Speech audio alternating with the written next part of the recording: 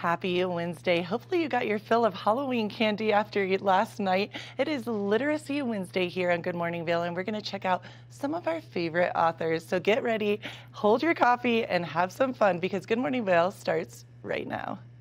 Get up, get ready to start your day. The mountains are calling you out to play. Come on, we'll make you feel right at home. Good morning, Vail. See what lies in store for you. There's so many things to see and do. Summer, winter, spring, or fall. Your home in the Rockies has it all. So get up, get ready to start your day. The coffee's brewing, you're on your way. The fun is waiting outside your door. Good morning, Vail.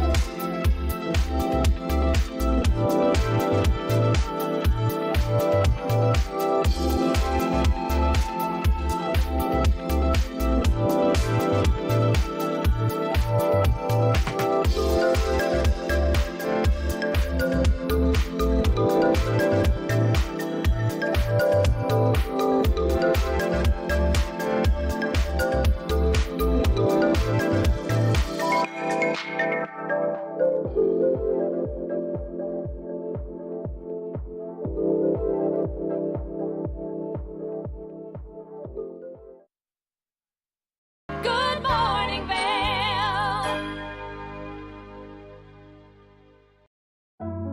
Lion's Head Jewelers Fossil and Mineral Gallery.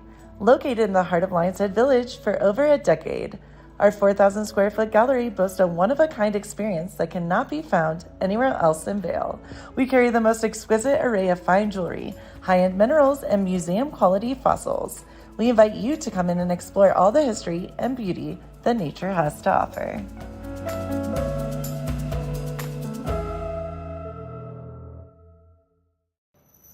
Hi, it's Julio from TV8 Vail.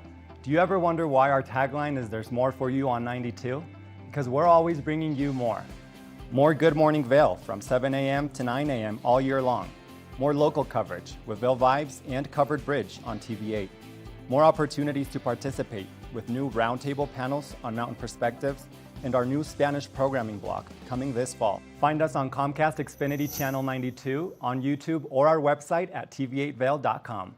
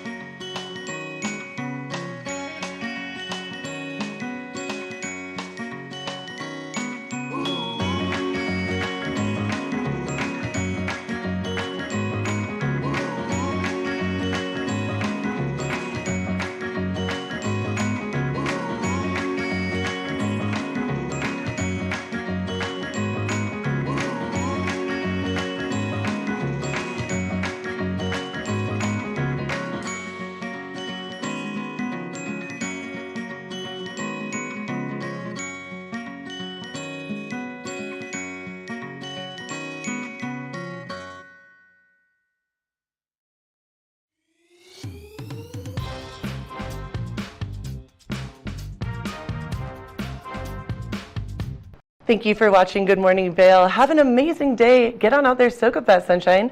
We'll see you tomorrow right here for more Good Morning Vail. Bye, everyone. Hi, I'm Gretchen Blushaw. You might recognize me from the Glitz and Glam with Gretchen. Maybe you hear my voice on the radio from time to time or see me out at a concert or two. I love concerts. If you see me out, the long mermaid hair, I'm almost 6 foot tall. It's hard to miss. Come and say hi, give me a high five, and make sure to watch me right here on TV8.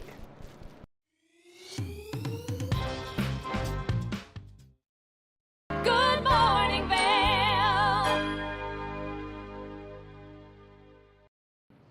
Welcome back to Good Morning Vail. We all love to read here, love literacy here at Good Morning Vail, and we had our very own CC Zach talking to the author of Powder Days. Let's check it out. And I am so humbled today to have our special guest, Heather Hansman from Powder Days, the book. And before we get into the specifics of all these questions I want to ask you about the book, I want our viewers to know a little bit about you. You've spent quite a bit of time in the Vail Valley. What brought you here? What makes you keep coming back to Good Day Vail? Just tell us a little bit about yourself in the Vail Valley. Sure. Thanks for having me. I actually moved to the Vail Valley, to Avon in particular, when I was 21. I was fresh out of college. I had on the East Coast. And I had this idea that I wanted to live in a ski town that was pretty loose and unformed. And a guy that I didn't know that well, that I worked with during the summers, happened to work guest services at Beaver Creek. And so he said he could get me a job. And so two of my best girlfriends from college and I, sight unseen, drove our cars from Massachusetts to Avon and got jobs working at Beaver Creek and lived in the Tarns and kind of started my sort of journey as a real skier and a person in the ski town kind of started here. So it's really fun to be back. Do you mind if I ask what year that was that you came out here? 2005, 2006. Okay, That is so me dating myself. yeah, so it's about half the age of Beaver Creek. So you were right in the midst of when Beaver Creek was really starting to grow.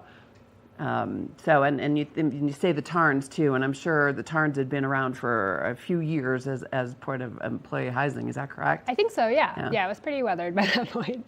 Yeah, pretty weathered. As you and I were talking, you had mentioned that you started as in guest services, and you started as a ticket scanner, but you also wore a yellow coat for a period of time. So tell us a little bit about what that was like on the mountain as well. Yeah, I mean, I know that Yellow Jackets get a little bit of flack for their jobs, but it was a really fun job to have because all we had to do was ski. And the year that I was there, they had just started the program, and we had a radar gun that we could play with. A radar gun? So You're kidding me. And I'm sure it was supposed to be to monitor other people's speeds, but we would just take it out and time each other. So that was a really fun time of my life. Well, tell us, what did you top out at? You don't feel like you have to. I don't think I can remember. It wasn't that fast. And, well, as a current ski instructor, I am so grateful to have Yellow Jackets on the mountain, and I'm very happy, actually, that there was a consideration for radar guns. I haven't seen any, don't even know if they have them, but thank you for doing your job back then. But that was clearly the beginning of your thoughts around this fabulous book called Powder Days that you just released last year. Tell us a little bit about what got you inspired to write this. Yeah. So like I said, I moved here kind of right out of college. I ping-ponged around a couple other ski towns. And then I went to journalism school in Boulder. And when I did that, when I kind of moved down to the city and got a real job, I was really thinking about my friends who are still here and who are still in ski towns and were kind of living the dream, the quote-unquote dream. And I watched them kind of grow up and have kids and kind of establish careers and lives in these towns. And there's something really beautiful about it, but there's also some really, really hard parts to the ski bum dream that I think don't always get talked about, whether that's, economic instability or what's happening with the climate.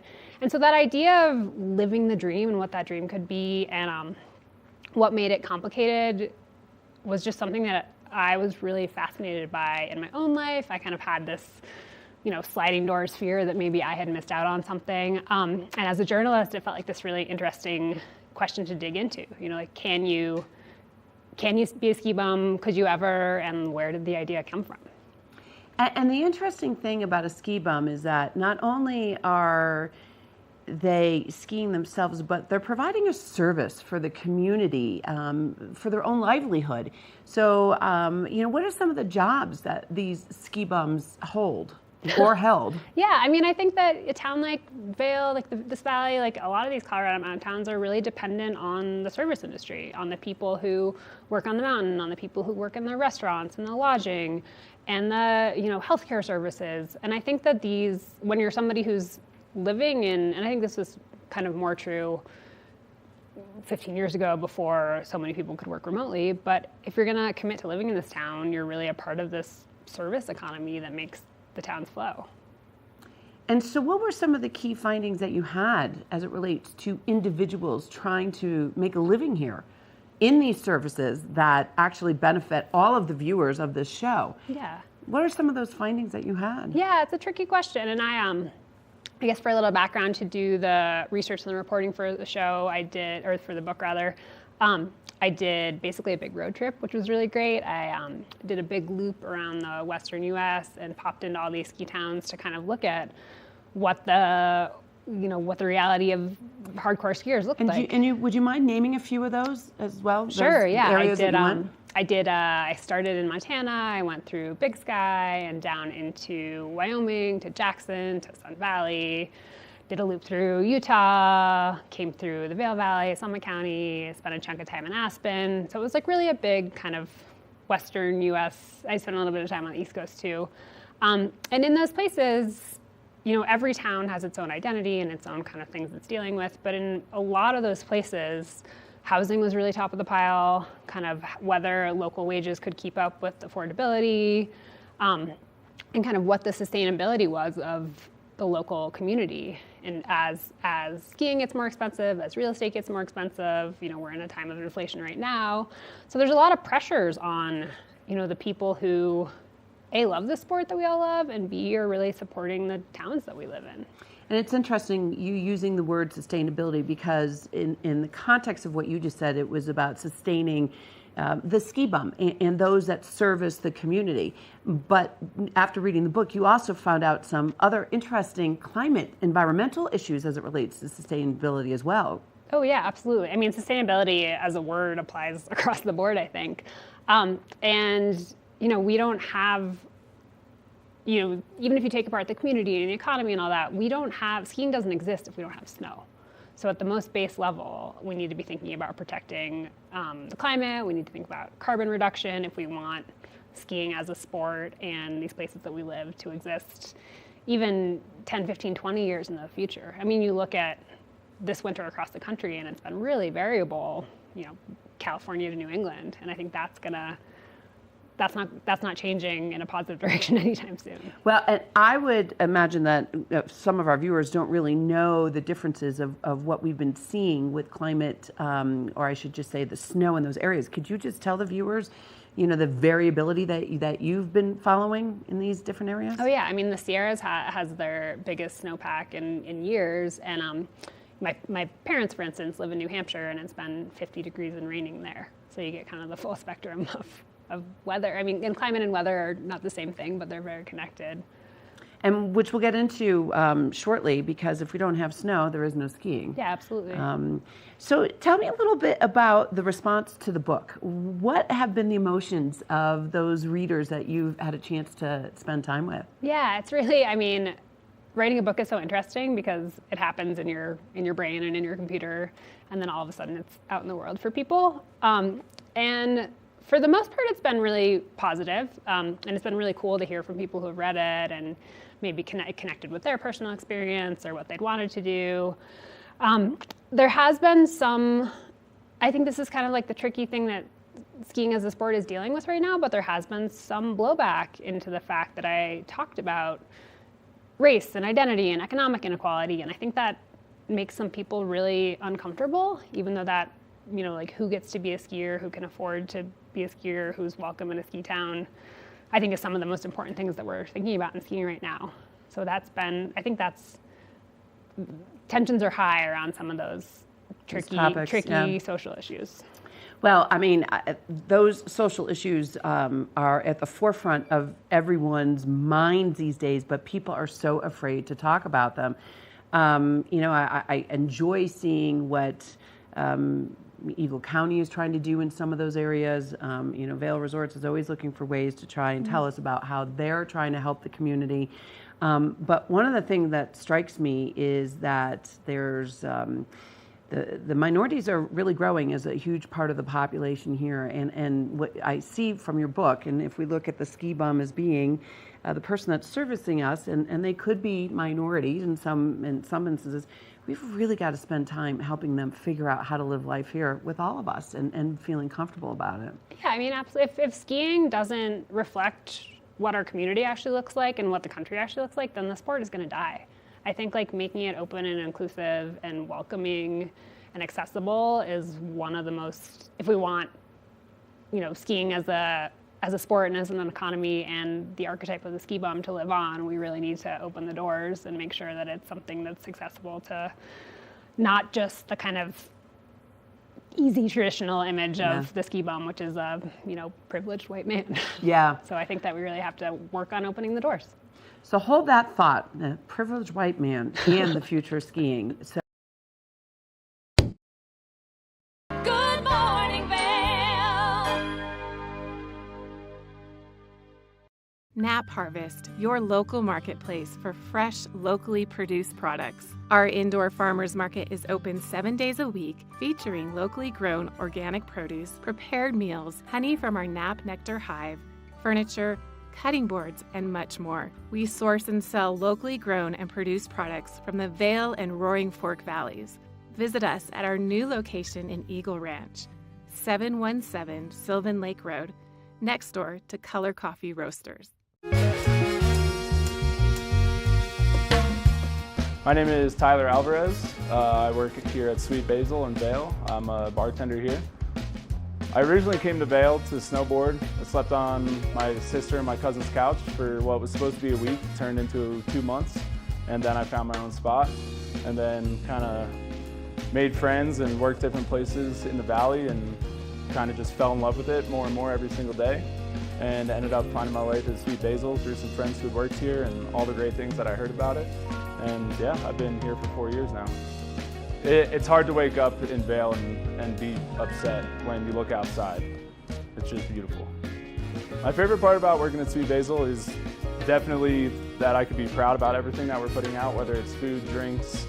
We also get to be really creative here. The bartenders, the whole team here, we workshop our menus every season, so we'll start with a spirit or an ingredient, and then we get to be really creative and make a whole project of it. And then when we get the final product, it's a drink that we're all really proud of for the whole menu, and that's super fun, just being able to be creative and work with new things. And the most fun cocktails to make, though, are definitely the ones that we get to create from scratch. When people take a sip and say, oh my God, this is delicious, or they just love it. And that's probably the most fun for me, the creativity behind it and making unique cocktails. That, for me, that would be the most fun drink to make, just the one that you start from scratch and then people are excited about. I'm Tyler, I live and work in Vail. Come see me at Sweet Basil.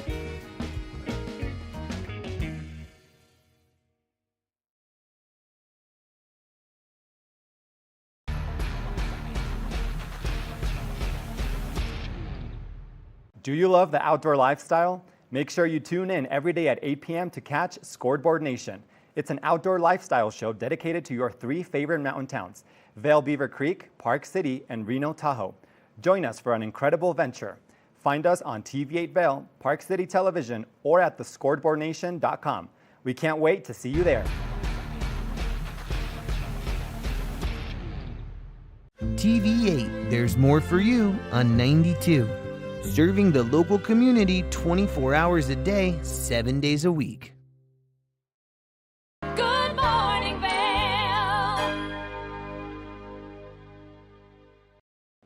I am really digging this book, Powder Days. So cool. We have the second part of the interview with Cece Zach. The Powder Days episode. I'm thrilled to have Heather Hansman here, the author of the book Powder Days. And when we left our last segment, we were talking about some of her findings as it relates to the emotions that her readers have provoked. And we talked about some of the negative emotions, which we'll get to in a second, but let's talk about some of those positive emotions that readers came to you and say, my God, this is such a great thing. I've learned so much from you. What are some of those things? Yeah, I think part of what I've heard is that there hadn't necessarily been a book like this before that kind of encompassed what it meant to be a skier, that wasn't just a profile of Warren Miller or Lindsey Vonn or somebody who was like a, celebrity, and it's just kind of like a normal person story.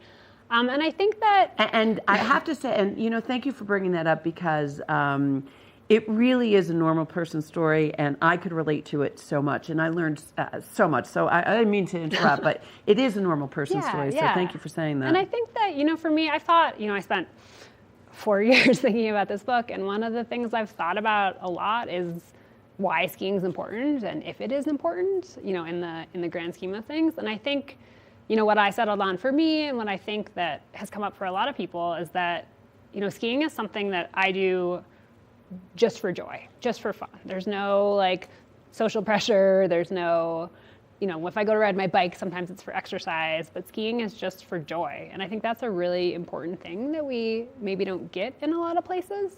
And so I think that's kind of resonated for some people too, that we need to prioritize being outside and being in community.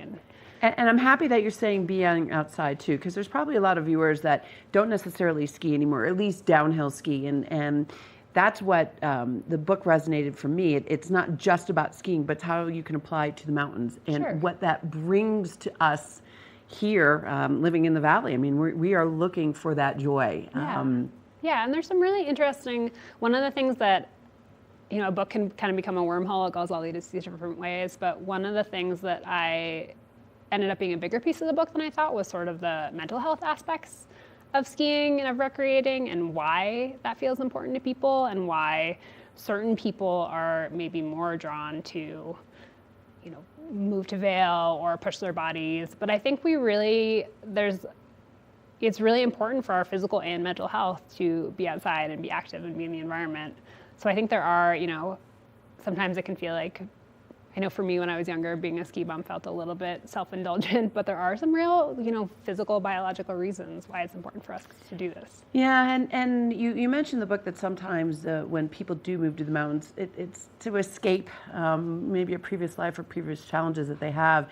And I bring that up because I am very proud of what I'm seeing here in the Valley with Eagle Valley Behavioral Health and others really tackling mental health head on because of some of the devastating things that we've seen here. And you mentioned a few of those in the book. So I'm really happy that you brought that up, because our viewers need to recognize that this is something that we do need to talk about, we do need to embrace.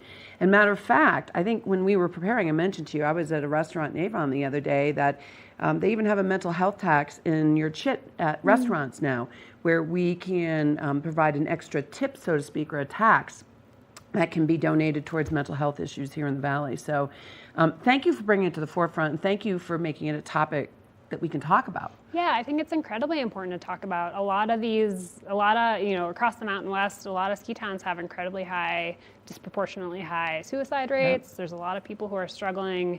And I think sometimes the culture around skiing and outdoor sports is that, everything is awesome. You're having the best day ever.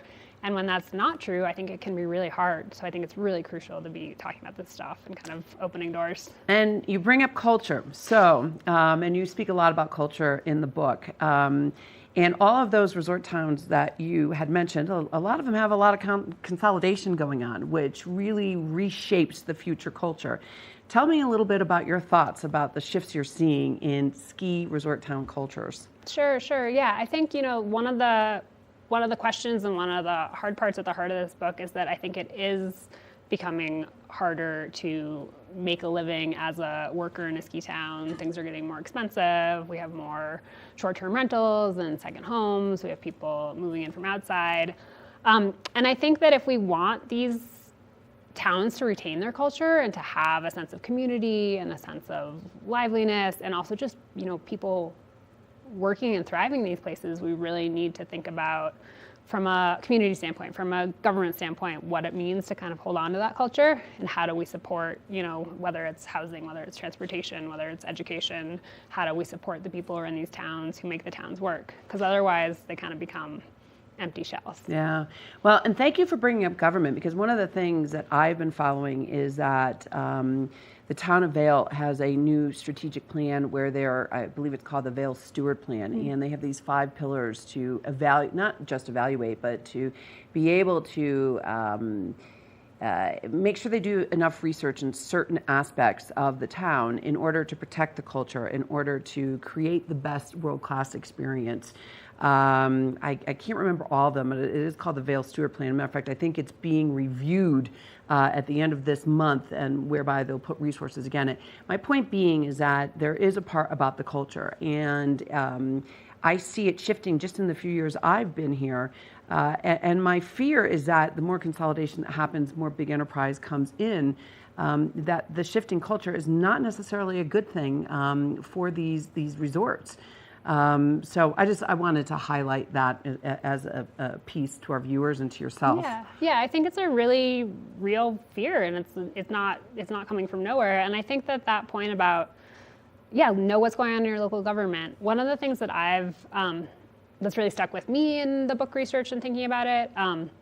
Auden Chandler, who's the head of sustainability at Aspen, and I apologize for talking about Aspen. Oh, that's okay. We all learn from each other. He's somebody who thinks a lot about community development and sustainability and whatever capacity that might be. And he said something to me where he's like, the problem with the idea of the ski bum and historically is that it's anti-citizenship.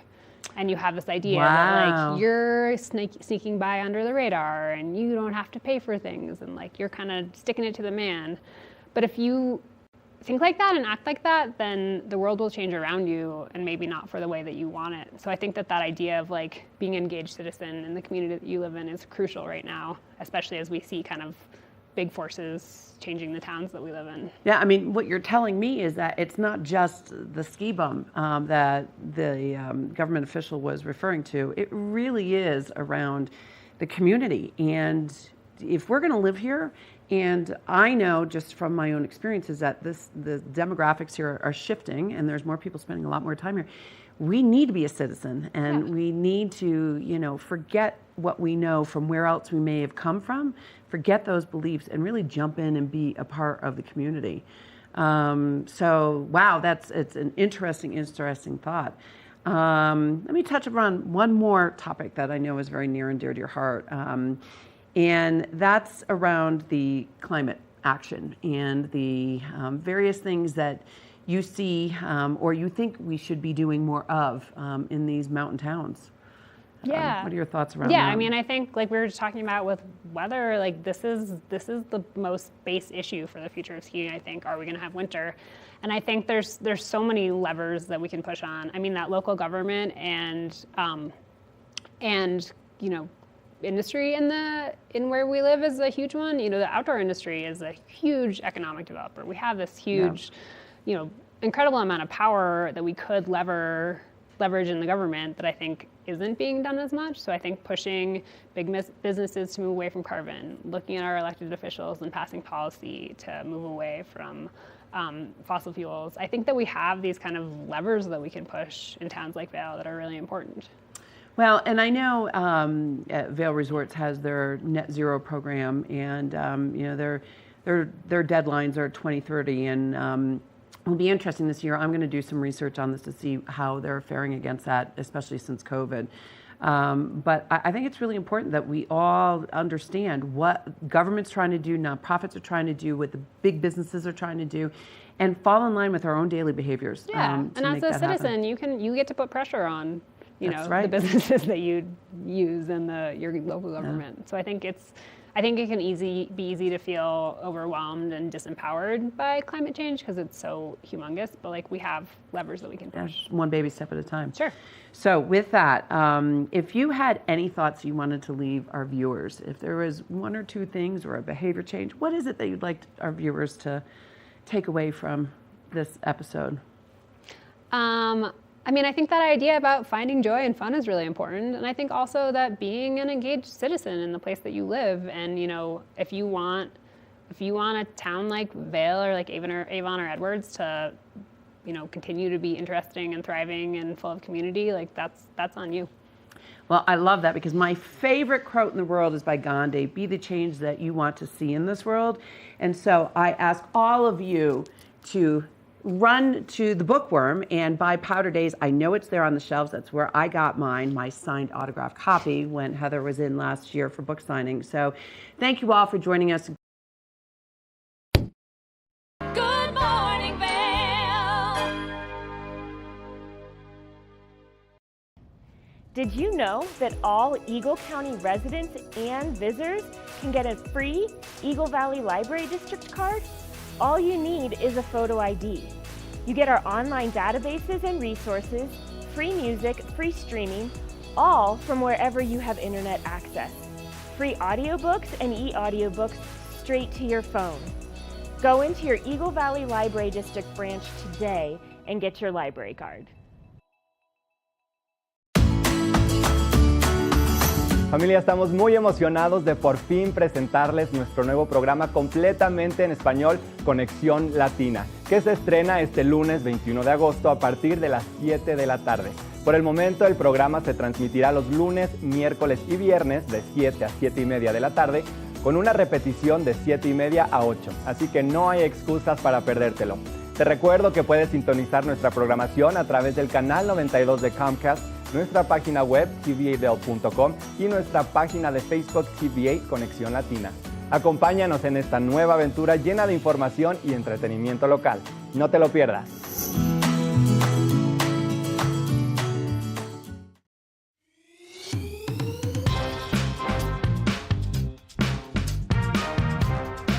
Well, Archer and I are going to get headed on further down the trail, but I hope you'll catch up with us a little bit later. Hi, I'm Ben Roof, and I'm one of the new hosts here at TV8. I'm so excited to share all of my explorations throughout the Vail Valley with my dog Archer, where we'll be taking you to hiking trails, biking trails, maybe we'll go rafting, fishing, or whatever else we can come up with. I'm so excited to share all of that with you in my new segment, Outdoor Adventures. Don't forget to catch up with us every day right here at TV8 Vail or at tv8vail.com, because there's always more for you on 92.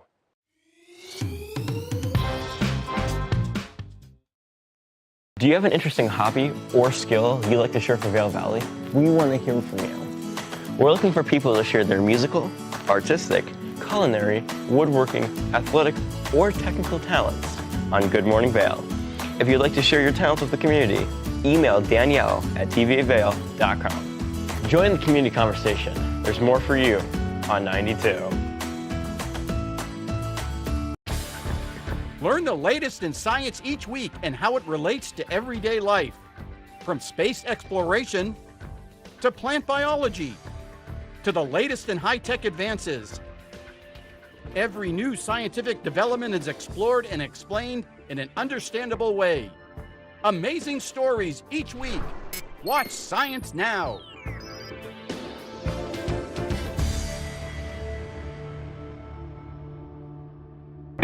Experience the beauty of fall on the rails of the Leadville Railroad. Take in the cool mountain breeze as you climb to 11,000 feet to watch the vibrant reds, oranges, and golds of fall come alive. Enjoy delicious hot beverages, learn some history, and relax with family and friends. Even your pets can enjoy a ride on the train. Offering daily trips, the weekend specials sell out fast. To secure your seat, book today at leadvillerailroad.com. Good morning, Vail.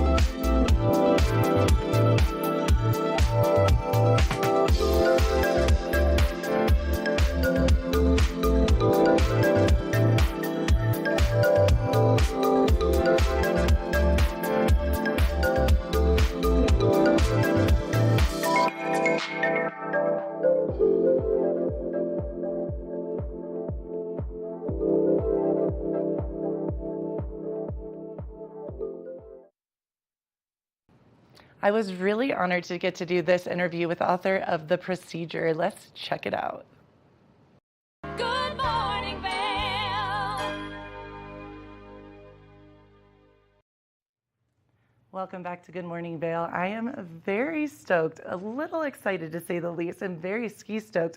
I have the amazing author Ilya Plotkin, and as well as the screenwriter Molly, and we are talking all things The Procedure. I am so thrilled, elated, all the words to have you two here in the studio so early in the morning. Thank you for coming. Thank you, Gretchen. Pleasure to be here. Of course, and it's so serendipitous. So I'm going to let everyone in on a little secret of ours at home. Last night I met these beautiful women at the Bookworm of Edwards that we love, such a gem in this valley. And you guys were speaking about not only your incredible book, and anyone that knows me in this valley knows I am an insane skier. Like, not meaning I'm really good, but I love skiing. It's my heart, it's my happy place, and it feels like you are very much that woman and writing this brilliant book and insanely incredible and talented screenwriter, and you are going to bring this book to life. I just want to dive right in and talk about all things The Procedure. How are you guys doing? Great. Good. We're so excited to be here. Thank you Of so course. much for having us. Well, I know all of the background. Can you give us a little bit of a background of why you were so inspired to write this book, when you wrote this book, and what it entails? Well, this book is the ultimate Colorado extreme ski novel, and in fact, it was touted by local sports writer Cody Jones from Summit County News. Yeah. He read it and he did a review of it. It's loaded with Colorado terrain, locals terrain all through Eagle County, Summit County, Gunnison, and it's such a exciting, adventure-filled free skiing, all things heli skiing, backcountry skiing, and I think everybody in Colorado should know about it. And it's a fabulous story. So, when you were reading a little bit from last night, it was so interesting to hear. I know you guys could hear all of us are like, oh yeah, ooh, ah, like a firework, because the way you write is so beautiful, and I could close my eyes and I could feel myself skiing or dropping a cornice, and all the places that you're speaking of, I've been to, and so many other, so I'm not trying to, I'm already obsessed. I'm going to be honest. But really, the way that you write, you can tell that you live this lifestyle that is you. And tell us a little bit about the book. Well, it's a story of a young woman, a young Crested Butte single mom. Yeah. And she gets recruited to tour and train by a very powerful and ruthless multinational company and coach. Right. And she's touring with a team of elite free skiers all over the West, all the way from Valdez, Alaska, down through Bella Coola, British Columbia, Jackson Hole, all throughout Colorado. Eagle County is one of their home bases. Where we get a shout out. Of course, Eagle County and Summit counties. So she is very conflicted. She's a single mom, and she's aspiring to win the World Extreme Ski Championship in Le Grave, France. At the same time, she's raising a young 6-year-old daughter who has been developing a severe seizure disorder. And she's caught in two worlds of trying to be a really loving and caring mother. At the same time, she's trying to pursue her aspirations as a professional extreme skier. Now, she has some fear and trepidation as she goes out on the ski slopes because she's worried that she could be killed while she's skiing. And her coach notices that she's holding back. Right. And so he and the company, and they're, as I say, rather ruthless and unethical, they give her an ultimatum, and they say, we would like you to have a procedure done where we have the fear emotion removed from your brain or your amygdala. Right. And she agrees to do it because she feels like she has to in order to hold her place on the team. Wow. So and that's not that far off, right? I mean, everything that you're saying is real life. I mean, well, maybe not the procedure, however, the fear and knowing so many athletes that I've interviewed, and that's a huge part of this world, that's, well, and I didn't want to cut you off, sorry about that, but the procedure, we spoke about this a little bit last night, and it was so great to hear the feedback you guys got. just without knowing what the book was about, I thought the procedure of being a woman in this world of male athletes and that kind of like process of getting over your fear. Little did I know it was an actual procedure, which I'm sure you as a screenwriter, Molly, you were like, ooh, hey, I can see this. There's so many different facets here to come to light. Yeah. So many different facets. Right. And just having the procedure itself and this idea of eliminating fear in your brain and does that give you an advantage over other people? And there's so many different elements and cinematic elements to this book. Yeah. An onion. Yes, very much so. And Right. a lot of complex characters and a very strong protagonist. And I'm not going to give too much away because you guys are my friends now. We're in the circle of trust. We're a crew. I loved some of the names of actors and actresses that people were throwing out there last night. You know what I'm saying? People are so excited already without even reading the book. That has to feel amazing. I mean, you literally just came in.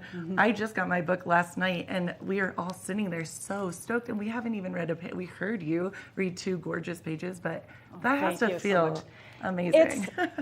It's a realization of a lifetime dream. I've always been a huge skier. I grew up in the state of Washington near British Columbia, up at the Mount Baker ski area. I didn't grow up in the ski area, but I grew up right next to Mount Baker and Mount Shuckson.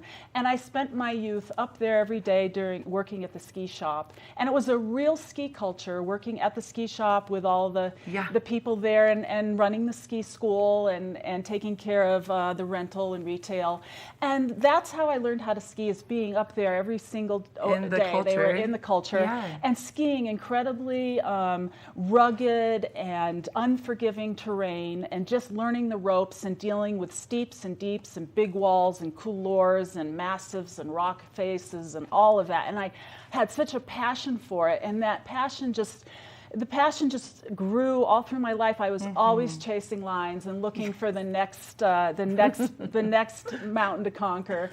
And so I really wanted to capture that love and enthusiasm and passion for the alpine mountain backcountry ski experience and bring it to life so that any reader, no matter if they're a skier or not, they could be in Florida or any place, but would feel that sense of just launching off a 40-foot cliff and feel the adrenaline and put themselves right in the moment of being up in the mountains. And you do that beautifully, and it sounds silly, but truthfully, I don't know if you guys saw me last night, I was closing my eyes and I'm like, how many weeks till I get to be there where I was in my mind?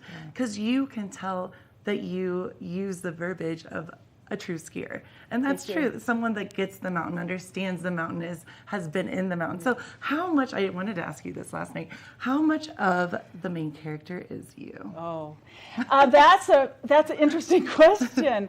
I think that, first of all, Whitney is a parent, first and foremost, and I am as well. I have 2 children. Right on. And being a woman, of course, it's always been part of, we have to navigate our professional and personal aspirations. At the same time, we care about our families and we want the best for them. And so I think for a lot of women, and I won't speak for everybody, but for myself, I know that it's always been challenging to try to straddle those two worlds where you want to be successful in your career, you want to be able to pursue those things that will bring you to a great place. At the same time, you want to be there for your family and especially for your children and make sure that they are taken care of no matter what their needs are. And I think for a lot of women that resonates with them. It's like a universal theme. It's a lot of pressure. And it's a lot of pressure. And I think Molly can also speak to the issues of, for example, just dealing with sort of the physical aspects of wanting to live up to a beauty, not a beauty, but you want to live up to you want to be attractive for the media. You want to. We just were saying right. Yeah. And there's a lot of pressures that the character Whitney has to endure, and those are the layers that make her so interesting and translate really well to a film. And we were having conversation off camera, and it is so true. Like all of us are very active, involved women, and I should say you two have been friends for years. Yes. So this was meant to be 100% like serendipity. But even, all of us, as active as we are, we do have those moments of, oh, I wish my arms were thinner. I wish, Right, yeah. So I am so excited. I wish we could talk all day about this. Give us a little bit of, background on where we can find this book, how long we have to wait until the film is out. Okay. Yes.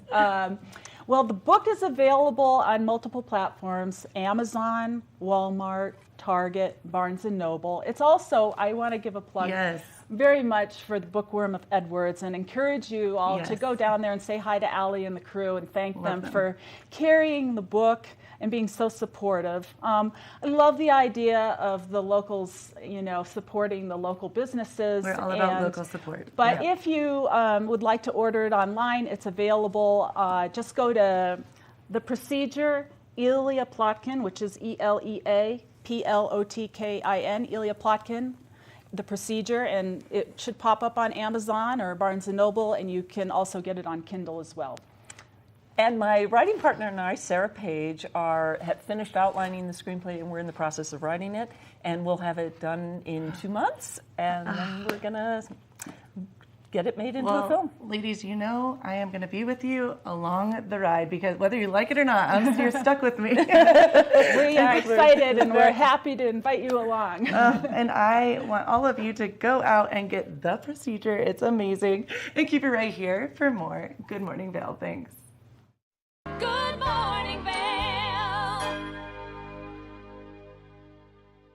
Nap Harvest, your local marketplace for fresh, locally produced products. Our indoor farmers market is open 7 days a week, featuring locally grown organic produce, prepared meals, honey from our Nap Nectar hive, furniture, cutting boards, and much more. We source and sell locally grown and produced products from the Vail and Roaring Fork Valleys. Visit us at our new location in Eagle Ranch, 717 Sylvan Lake Road, next door to Color Coffee Roasters.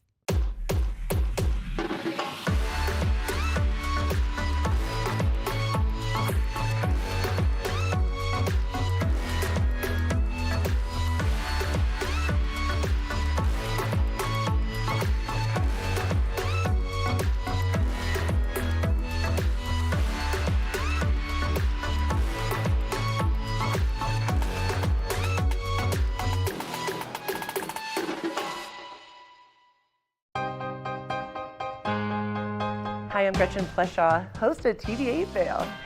From fashion to food, from film to festivals, experience a unique look at the boutiques, spas, restaurants, and venues that make the Valley so special. Join me for Glitz and Glam. Find it in Good Morning Vail or at our website at tv8vail.com. I can't wait for our next adventure.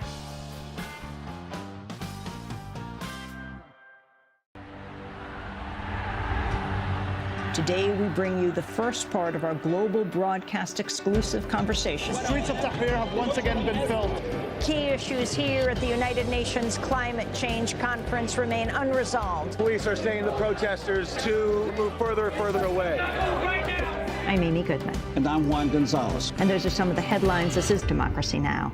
When you're in Vail, you're in vacation mode, and you need a flexible home tour experience that fits into your schedule. We've transformed how you view and buy homes in the Vail Valley.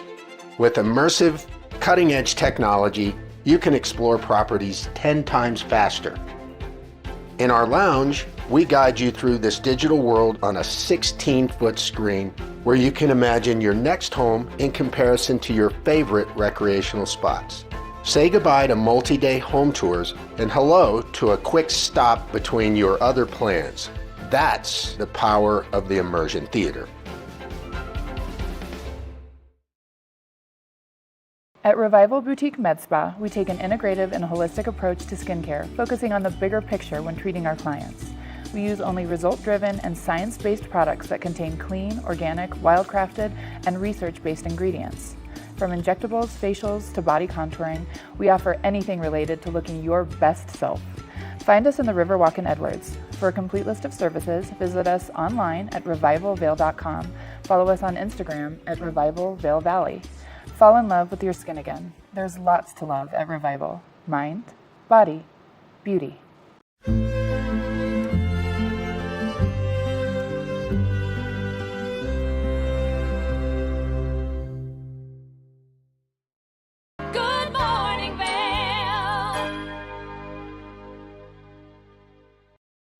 Welcome back to Good Morning Vail. Our very own Kim got to check out this amazing author with a scarlet veil. Good morning, Vail.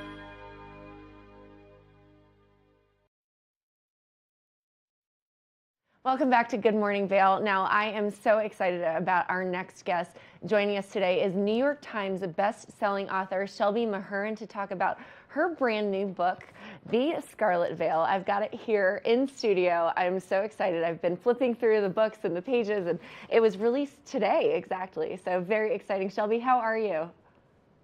I'm fantastic. How are you? I am doing great. So I was looking at this book, and I know that it says it's Harper Teen is who's published it, but this is something that I would love to read. So tell me a bit about The Scarlet Veil and your inspiration behind it. Right, of course. So The Scarlet Veil is the first in a new spin-off duology set in the same universe as Serpent and Dove, which is my original trilogy, Serpent and Dove, Blood and Honey, and Gods and Monsters. It follows Célie Tremblay, who was a side character in Serpent and Dove, as the first female huntsman in the world. She is investigating a string of magical murders in Cesarine, all of the victims' bodies drained of blood. So she is just desperate to prove herself as the first in her class. And because of this, she follows the investigation straight into the heart of a vampire lair, where she attracts the attention of its cruel yet beautiful king, who has plans of his own for Célie. I love that. It's definitely, I love the tagline, love never dies in this book. Now, the Serpent and Dove trilogy, it was a TikTok sensation. So what inspired you to create this spin-off and to really feature this new character? So the inspiration behind The Scarlet Veil is pretty vague. I have always loved vampires ever since I was little. I grew up on Twilight. I love the Vampire Diaries, True Blood, Dracula. They were all sort of foundational for my personality. But specifically, the decision to write this book came after Gods and Monsters published. I did not want to leave the world. I remember driving home from my local independent bookstore, crying. I started crying because I was like, it's over. I can't believe it's over. And my critique partner, she said, well, it doesn't necessarily have to be. Have you ever thought about Célie with vampires? She knew that I'd always wanted to write a vampire novel. And I was like, light bulb. Oh my God, vampires completely make sense in this world, because the world already has witches and werewolves and mermaids and all sorts of paranormal creatures and shenanigans. So it really fell into place. It really felt right. And luckily, my publisher thought so too. I love that. Now, you mentioned all of the shows that I watched as well. So who is your target audience specifically for this book, and what do you hope they get out of reading it? So the book is, it's targeted towards young adult readers. It's shelved in the YA section, but it does, like my other books too, have crossover potential. So people like you and me can read it and enjoy it. You know, I'm 31. I'm not a young adult anymore. So the crossover potential is definitely there. In terms of who I hope finds the book, Célie is a very soft main character.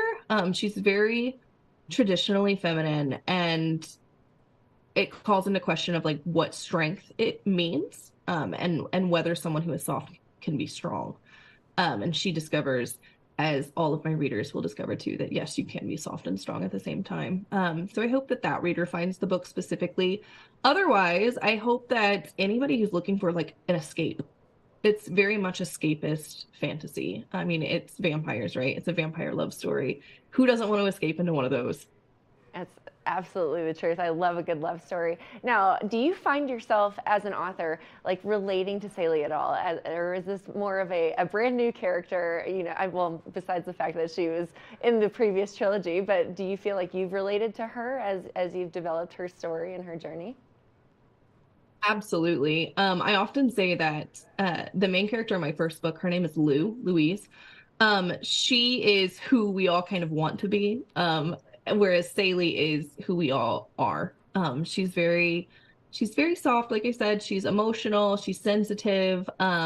She can't wield a sword, you know, like she can't like charge into battle and vanquish her enemies in that way. So it was a lot of fun. It was almost cathartic to write a heroine like Saley, who can't do those things and still has to figure it out. And she does figure it out. And like I said, she discovers that she is the main character, not just the side character. I love that. Now, it released today. Where can we go to purchase it? Where is it available? It's available everywhere, anywhere books are sold. So you can buy it at Barnes & Noble. There's an exclusive edition at Barnes & Noble with a fun cover and exclusive content. You can get it on Amazon, Target, your local independent bookstores. It's always great to support those. Anywhere books are sold. Awesome. Well, the Scarlet Veil, it looks like it's just such an exciting and fun journey. Now, where can we go to keep up with you and your journey as you embark on this new duology? Right. I am pretty much exclusively on Instagram, and my handle is @ShelbyMahurin, which it's spelled just like it is on the book.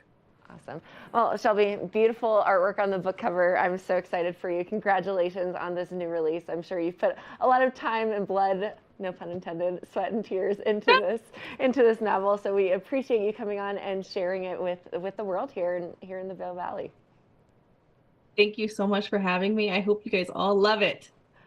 Thanks so much, Shelby. Now go check out your copy of The Scarlet Veil anywhere you can buy books. Support the local bookstores, especially here at the Bookworm. We would love for you to see if they've got it and to chat with them about this wonderful new author. Stay tuned. We will be back after this break. Good morning, Vail.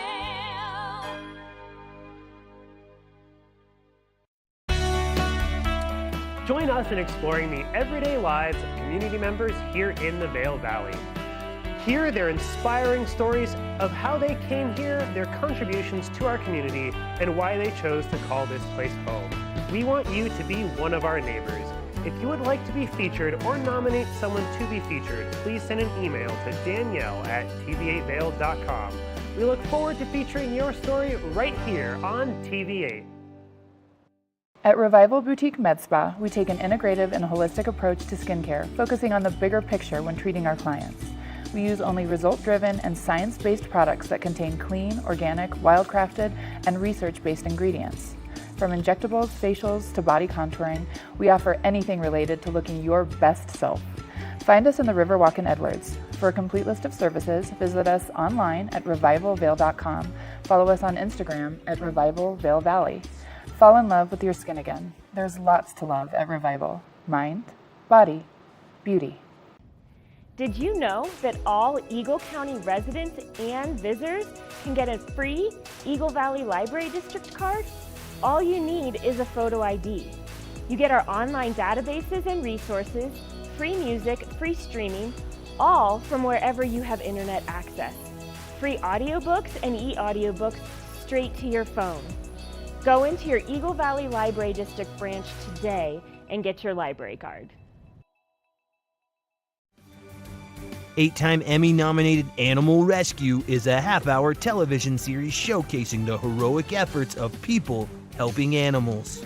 Join host and award-winning journalist Alex Payne and the Animal Rescue camera crew as they travel around the world, capturing dramatic rescues, rehabilitation, and relocation stories. For programming schedule, check your local listings today. Don't miss your favorite episodes of Animal Rescue. When people think of world-class destinations, they're drawn to a place that provides opportunities for fine dining, shopping, superior lodging, exciting events, and unparalleled outdoor activities. Park City, Utah, and Vail, Colorado are renowned destinations for travelers and extraordinary homes for residents. Feature your exceptional products and services in these two luxury communities. Advertise with Park City Television and TV8 Vail. Contact us today.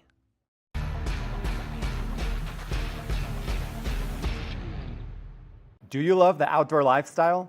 Make sure you tune in every day at 8 p.m. to catch Scoreboard Nation. It's an outdoor lifestyle show dedicated to your 3 favorite mountain towns, Vail, Beaver Creek, Park City, and Reno, Tahoe. Join us for an incredible venture. Find us on TV8 Vail, Park City Television, or at thescoreboardnation.com. We can't wait to see you there.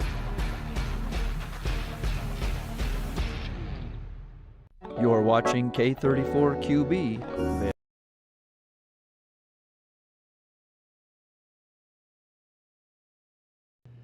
Welcome back to Good Morning Vail. This second hour, we're so stoked because we love to read here at Good Morning Vail, and we have the Eagle Valley Library as well as our favorite authors. So get ready because Good Morning Vail starts right now. Get up, get ready to start your day. The mountains are calling you out to play. Come on, we'll make you feel right at home. Good morning, Vail. See what lies in store for you. There's so many things to see and do. Summer, winter, spring, or fall. Your home in the Rockies has it all. So get up, get ready to start your day. The coffee's brewing, you're on your way. The fun is waiting outside your door. Good morning, Vail.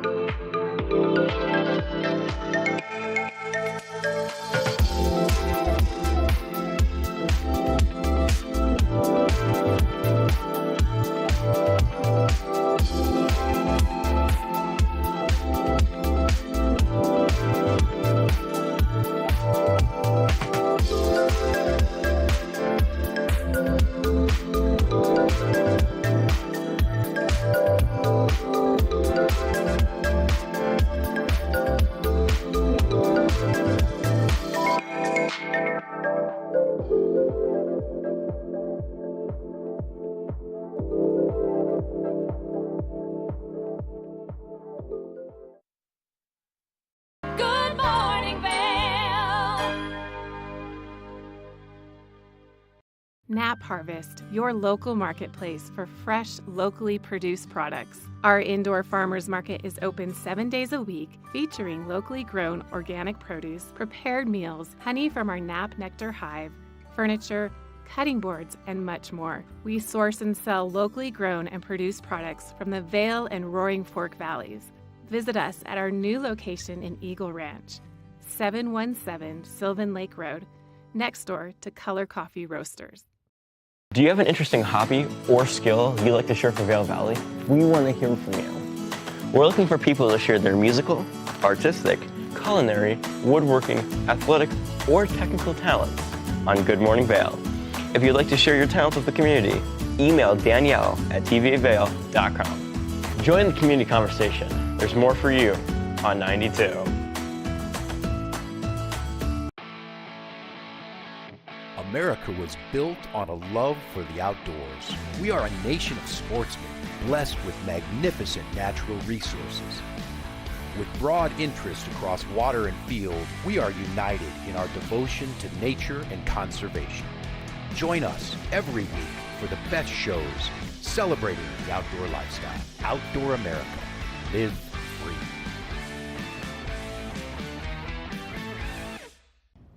Did you know that all Eagle County residents and visitors can get a free Eagle Valley Library District card?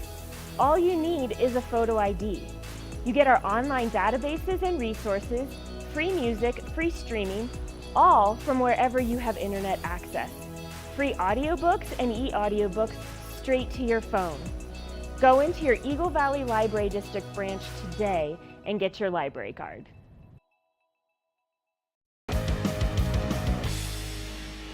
Welcome to Street Magic. I'm Elizabeth Stanton with some of the most terrifying stunts, extraordinary extreme escapes, and the most amazing cutting-edge magicians you'll ever see in one show. Get ready to have your mind turned inside out. The hand is definitely quicker than the eye. It's fake.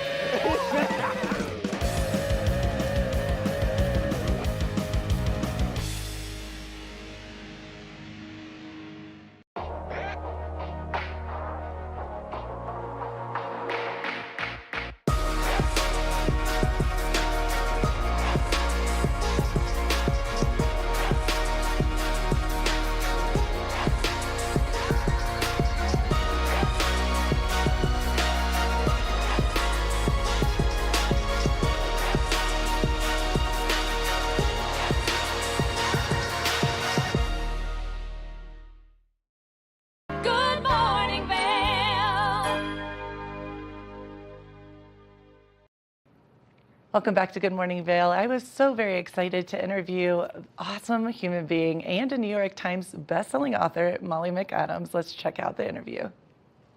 Good morning, Vail. Welcome back to Good Morning Vail. I am very excited. We have New York Times bestselling author Molly McAdams with us today, and your pink hair is just amazing, Molly. Thanks, girl. Thanks, girl. I love it. Molly, how are you doing? And thank you for getting up so early with us this morning. Oh my gosh, of course. And I am great. Happy birthday. Oh, thanks, Molly. You're amazing. Thank you so much. Well, I want to brag about you. Thank you for saying happy birthday, but you are a New York Times bestselling author. How does that make you feel? I am so proud of you. That's incredible. Thanks. It's surreal. Yeah. Yeah, I don't even know. It's one of those things that when I'm reminded of it, I'm like, oh, right. Yeah, that. So no, I tend to forget until I see it on places or Right. until someone says it. And it's just definitely the craziest thing. Well, I love it because you're so humble about it and you obviously are so passionate about writing. And let's go back a little bit. How did you get into writing? I know it's your passion. I know you love it. But how did this all start? I definitely stumbled into it. Okay. I'm that person. I have very vivid dreams, and so I was just writing out my dreams because I was thinking about them all the time, and they were kind of getting in the way of my work. Okay. So I was writing them out, and I was like, well, what would have happened if I hadn't actually woken up yet? And so I was playing with that, and I was like, well, what happened before the dream started? And so before I knew it, I just had this really long manuscript that never ended. Wow. And so when I finally got to this point where I was like, I don't think there's anything left to do, I looked at my husband and I was like, I think I wrote a book, but I hadn't been doing it intentionally to write a book. Right. And so it was just one of those things, after that, he's like, well, self-publishing is, becoming big right now. And because this was about 11 and a half years ago. Wow. Okay. And so that's how we kind of went through the process of doing that. And it was just I didn't even promote it. I just kind of snuck it out there. I was like, made a Facebook page. Here's this book. Done. Oh my gosh. Oh my gosh. So I kinda you're just totally volunteered. self-made. That's pretty amazing. Thank you. Yeah. I'm like, wow, that's incredible. And that was 11 years ago, you said? Yeah. September 1st was 11 years. Oh, wow. Okay. So what was your very first book? What was the name of it? Or what is the name of it? Taking Chances. Taking Chances. Yes. Okay. And what is it about? I'm so interested in that. Oh gosh. It's about this girl who has been very kind of sheltered her entire life just because she was raised by a Marine father. And so she kind of grew up on base with him. And she leaves for college and kind of starts experiencing all these things that she wasn't allowed to with him. And she gets kind of trapped in this love triangle. Oh. And kind of just the heartbreaks of that. Wow. Okay. And then I know you have a brand new book that's out. I am super stoked about this. What is the title of your new book, Molly? It's Linger. Awesome. It is the fourth and final book in my Rebel series, which is one of my romantic suspense series. Yep. Which I actually prefer to write romantic suspense. Sorry for everyone who likes my contemporary romance. Right. But it's mafia. It's all that kind of exciting stuff where I feel like there's not a lot of rules when you write about mafia, which makes it a lot more exciting. Yeah. So yeah, I don't know. It was very fun to write. I've been wanting to write about this particular character for a very long time. So I finally got to. That's so interesting because I love romance. Obviously, that's why I'm obsessed with all of your books. And the Mafia, for some reason, it has always been a part of my Mafia movies, like a part of my journey growing up. I was always into Reservoir Dogs, etc. The Goodfellas, etc. So I'm so excited. This sounds perfect. Romance, a little Mafia. It doesn't get much better than that. Absolutely. So Molly, are you gonna, I know this is kind of a weird question, but are you going to continue throughout your life? You are a writer. You're a mother as well, an amazing human being. But I know that's a big part of what defines you. Do you feel like you'll continuously keep on writing books throughout your journey of life? I would like to. I feel like I will continue writing as long as there are stories in my head. I love that. I would say so. Just as long as there's a story, I will write it. Awesome. And Molly, what What was the feeling like when you had your first book published? What did that feel? I just can't fathom because I write poetry and it's absolutely just for myself. So I can't imagine having a book published knowing people are going to be reading and loving your words. How did that feel to you? It's so weird. No, I did not even think that because again, I kind of just snuck it out there. Right. And my husband and I had this thing. We said, you know, if 100 people buy it in a year, that would be really cool. Oh, wow. But I kind of just left it there, didn't think anything of it. Right. And then suddenly people were buying it, and we were like, oh, do we actually have to tell our family now? Like, so we told his parents, and then we told my parents. And when it really hit me, his mom was like, well, I guess I need to go buy a Nook so I can read it. So I went with her to, I almost said Barnes & Noble, but that's not where we went, Best Buy. Okay. And she's looking at the Nooks, and I'm just kind of sitting there with her. And, you know, when they have all those displayed, they kind of have things open so you can see like what it would look like. So they had Barnes & Noble on there already, and it was like number 7 on Barnes & Noble. Wow. And I screamed in the middle of Best Buy to the point where all these employees started running up because they thought that I broke something. But I hadn't known because I hadn't been paying attention. Right. So that was really the first moment where I was like, oh, this is happening. This is real. This is real. And that was my big, like, I don't know. Moment. I couldn't believe it. And I kind of sat in shock for the rest of the month because it was just this whirlwind. I don't know. But yeah, I think like the first few days I was just like, I don't know. It's just a thing. You are so humble. I love it. Because Molly, you've sold a lot more than 100 books. I'm just saying. Just a little bit more than 100 books, I would say. Do you ever use your husband? This is, I was wondering this all morning. Do you ever use your husband as some of like, I don't know, characteristics for the characters or your love story? Oh, absolutely. Yeah. Yeah. And he's very aware of it, and he's very proud of it too. Because I'm not quiet about the fact that I have used past relationships as, you know, like muses and stuff. And people will ask him at signings, they're like, you know, does it bother you that she uses ex-boyfriends? And he goes, no, because I have more books than they do. Because he has multiple characters that are made after him. Awesome. So he's very like, proud of his he's like, I am the main character in her Yep. life. Thank you. That you can't touch that. That is so awesome. Right. And what about friends and family members? Have you used any inspiration with them, and how did they feel about that? I mean, if they know. Good answer. Good answer. It's one of those things. I think a lot of things in kind of like my immediate family. It's, right. My mom and I always joke like no one would believe that this is real, so I tend to not touch that. Right.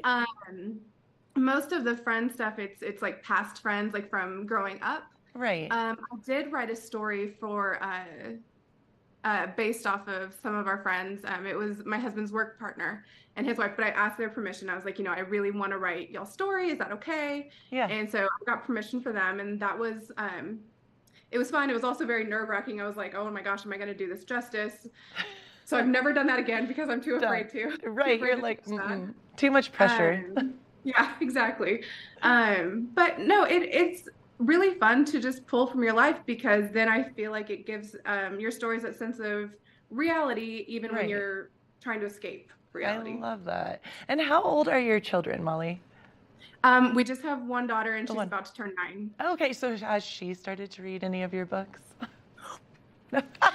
No, she's not allowed. And we actually just found out she told her Sunday school teacher, and we were like, oh no. Oh no, you're like, no. I love that. I just wait. Her friends are going to read. You know this. They're going to read your books. It's going to happen, Eventually. Molly. I love that. Hopefully down the future. Like, yeah, you're like a couple years. Yeah. Well, Molly, you are such a delight. I cannot wait to read Linger. And where can people go and buy your newest book? They can go to Amazon. It's available in Kindle Unlimited. Okay. So this is what it looks like. I want to, yes. Oh, I love the cover. Did you get to pick the male model? No, I actually just found him. He's a stock image. I love you. He's use a stock image. You're so cute. Molly, you're awesome. You are so great. I think we're going to have you back on the show. I love talking to you, and I know you're going to do so much more, and you've already, wow, how many books now? That was actually my 30th. 30th? Yeah. Oh, wow, Molly. That is amazing. Well, I was very excited. You're an inspiration. I adore you. Thank you so much for taking the time. And you're in Texas right now. What time is it in Texas? 9-ish. Oh, cool. So you're a little bit later. That's good. Thanks, Molly. I am so proud of you. And keep on writing. I will be reading Linger and writing you about it. Thank you so much. Thank you so much. Thank you so much for watching. We're having such an awesome show, and we have more to come. So keep it right here for more Good Morning Vail. Good morning, Vail. Good morning, Vail.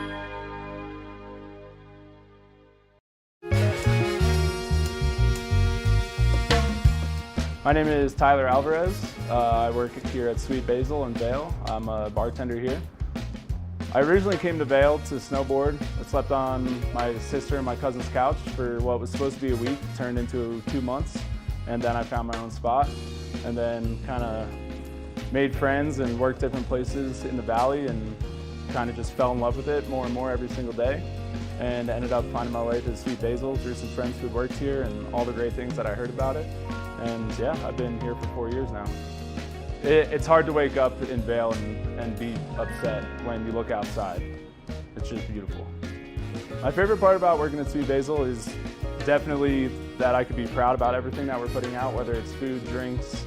We also get to be really creative here. The bartenders, the whole team here, we workshop our menus every season, so we'll start with a spirit or an ingredient, and then we get to be really creative and make a whole project of it. And then when we get the final product, it's a drink that we're all really proud of for the whole menu, and that's super fun, just being able to be creative and work with new things. And the most fun cocktails to make, though, are definitely the ones that we get to create from scratch. When people take a sip and say, oh my God, this is delicious, or they just love it. And that's probably the most fun for me, the creativity behind it and making unique cocktails. That, for me, that would be the most fun drink to make, just the one that you start from scratch and then people are excited about. I'm Tyler, I live and work in Vail. Come see me at Sweet Basil.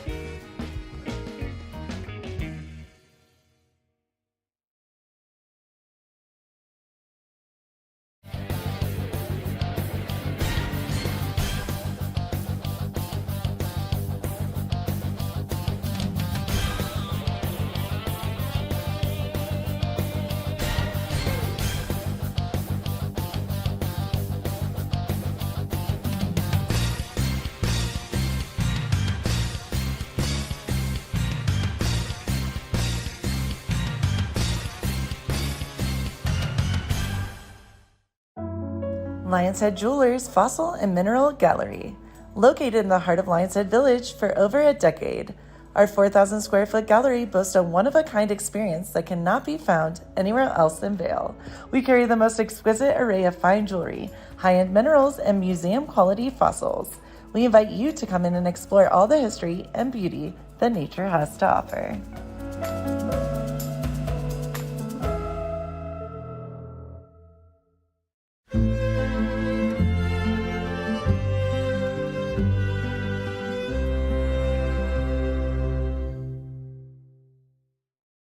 Good morning, Vail.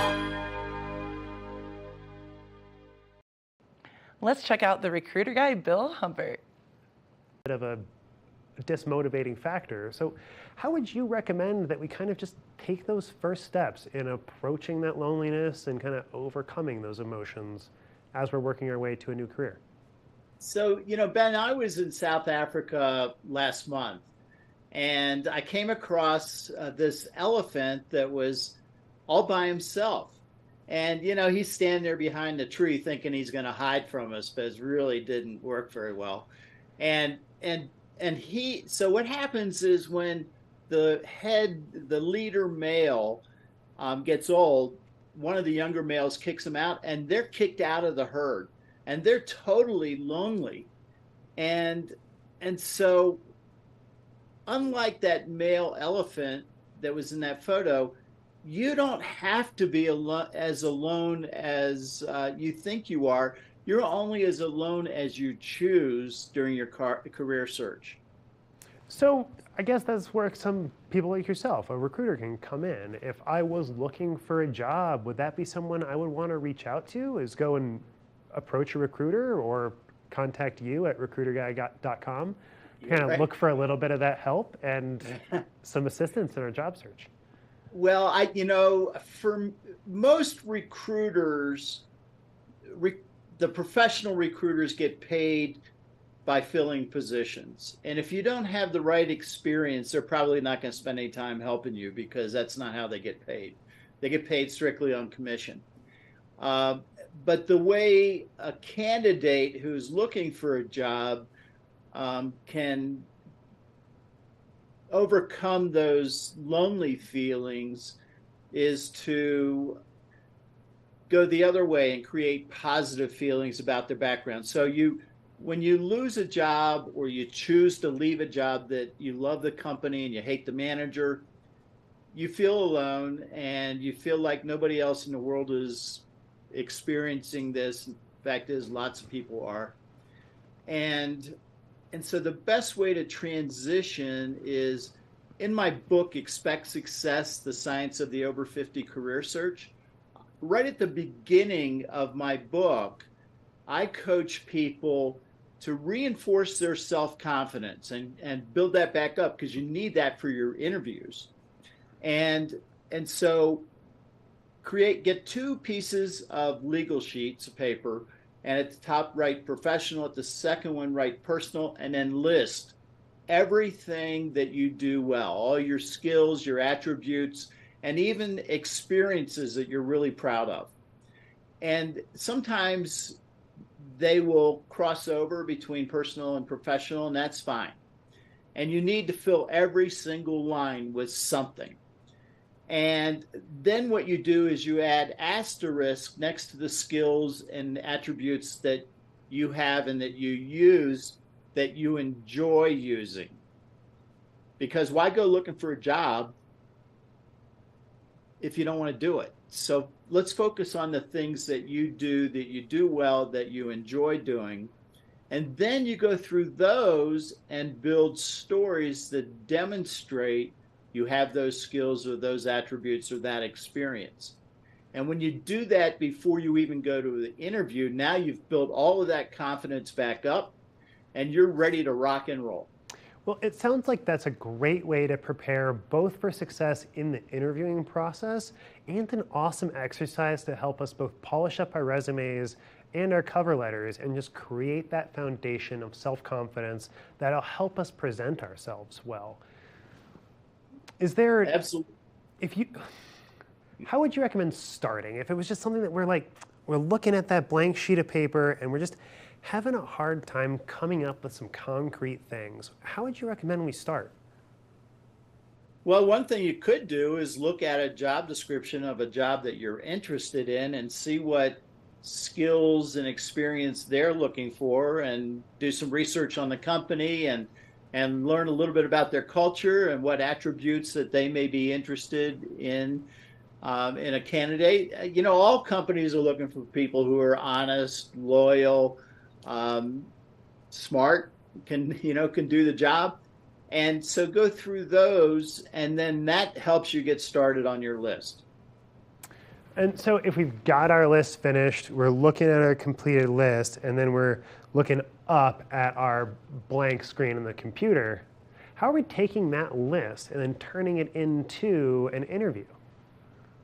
Well, the best way to get interviews is to network.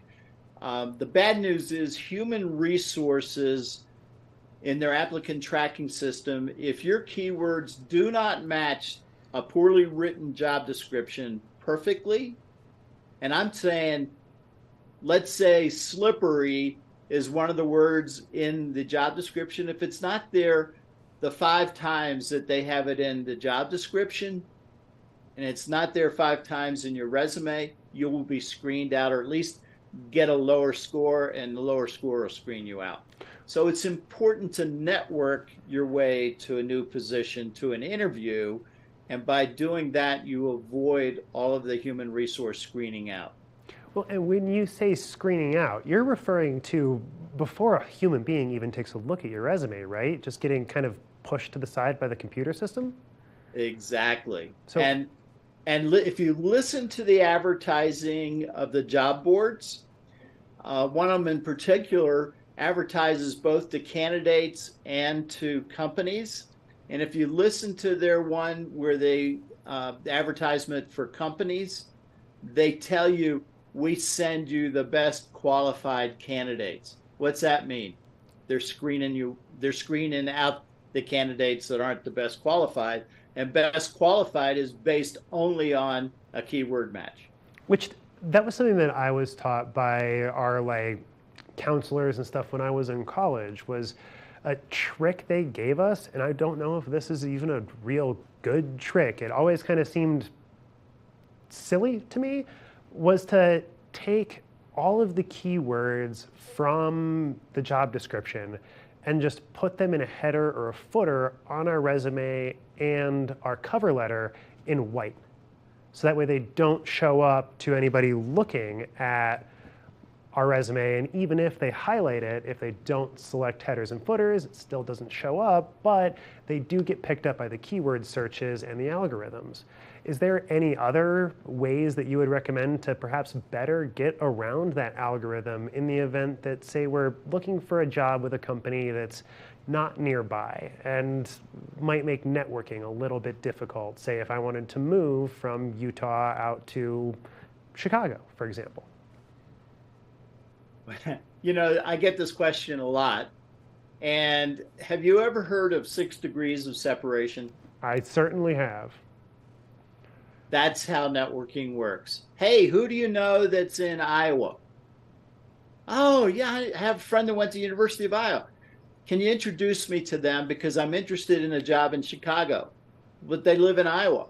Well, University of Iowa is only 4 hours from Chicago. I'm sure they know classmates who live in Chicago. Well, and Cedar Rapids is certainly closer than Denver. More likely to know people there. Yeah, so it's something that you just use those 6 degrees of separation to network your way in. And that's what I do as a recruiter. I don't just post positions out there and hope that the right person is looking right now while I need them. I'm out there talking to people and getting them to introduce me to people all the way to wherever it is I need to go. So it sounds like a fantastic way to approach things, and I would imagine that taking a little bit of advantage of social media too could be a way to kind of help reach out to people who might be in a position to either introduce us to the right person or be the right person themselves. I mean, I know that is sort of the idea behind a service like LinkedIn, but I can't say that I know too much about LinkedIn or using any of those services to network for business personally. So Ben, there's this device that's really cool. You can get your weather on it, you can read your email, you can even make phone calls on it. And that's the best way to network, is to find people, use LinkedIn, try to find people who work at the company that has the opening that interests you. And oh my gosh, there's somebody I know. I went to college with them. And give them a call and just say, hey, I'm really interested in coming to work. I see you guys have a position that's perfect for what I'm looking for. And can you introduce me to the manager? Now you're totally away from all of that need for worrying about keyword searches. And then that person, especially if they like you, will endorse you with that manager. And then not only that, a lot of companies give referral bonuses, so they'll get paid for introducing you. Well, it seems like it's the best way to go about it, just figuring out who we need to talk to and then just giving them a call if we can get a hold of their phone number. But one last question for you. Do you have an alternative method if, say, the posting says explicitly right at the bottom to only contact them through that job posting and to not reach out to hiring managers through LinkedIn, social media, or the company's website? I love it when I see stuff like that. And I just tell you, go ahead and do it. Let's say the person that you get networked to is a vice president. Is HR going to tell a vice president, you can't interview that person because they networked in with you? Yeah, I don't think so. They would not have a long career there. And from the perspective of a professional recruiter, I will tell you something. That some companies do that. I've seen it. And that's really not smart. I was going to say stupid, but that's not smart, because the career transition industry, so it used to be called outplacement, the people that help when companies lay off a group of people, they go to these companies for coaching for their people that are laying off. That industry over the last 45 years has created the metrics for how jobs are found. 74 to 76% of all jobs are filled through networking. 8% are filled through posting and hoping. Wow, that's a really incredible statistic and kind of a great way to end things up on, and it definitely mirrors my experience too. I have never in my entire career gotten even a call back from an online job offer or an online posting that I've applied to. Everything that I have ever been, every career I've ever gotten was through networking. But, well, exactly. That's the way to go. And besides, it's fun. You reconnect with all these people that you haven't seen for a long time. Well, exactly. So it's a great way to kind of exercise those social muscles and see some real benefits from it at the end. Well, Bill Humbert, thank you so much for joining us. If we need more information, it's recruiterguide.com. That's correct. Awesome. And, if you want to talk to me about your career search, just click on the red button, Speak with Bill. Fantastic. Well, Bill Humbert, the Recruiter Guy, thank you so much for joining us. We'll be right back after a short break.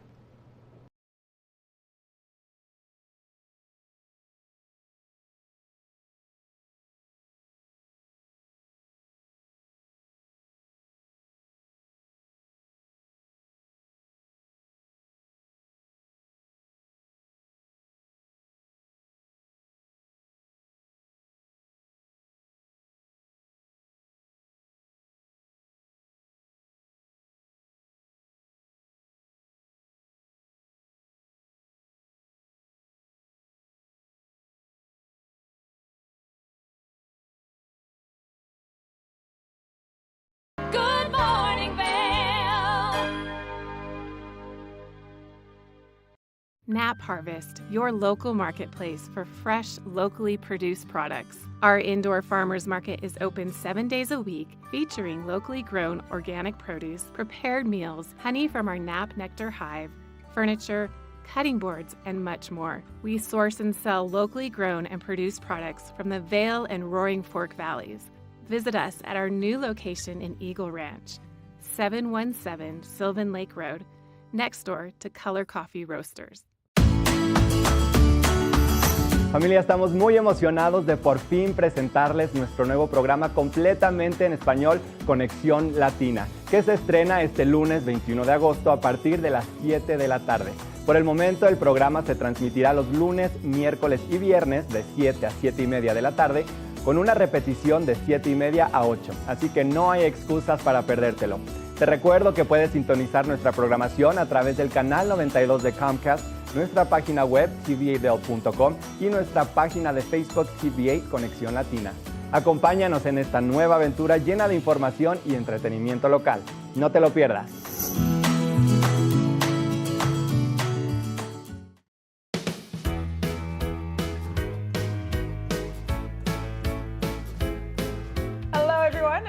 Pascal. And I'm Andrea Jackson. Welcome to Life, Love, Shopping. Have any personal stories you can share? Do I? Yes, I do. So even though you work for some good deals, too good to miss on flash deals. Now check this out. Studies show spending time outdoors can help with depression, lowering blood pressure, and overall health and happiness.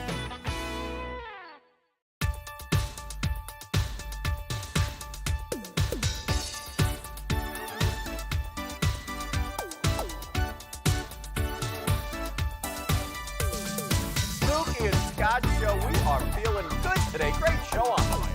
Absolutely. Welcome to our show. I'm Suki. I'm Scott. And we are feeling good today. You know why? Because we had a great show.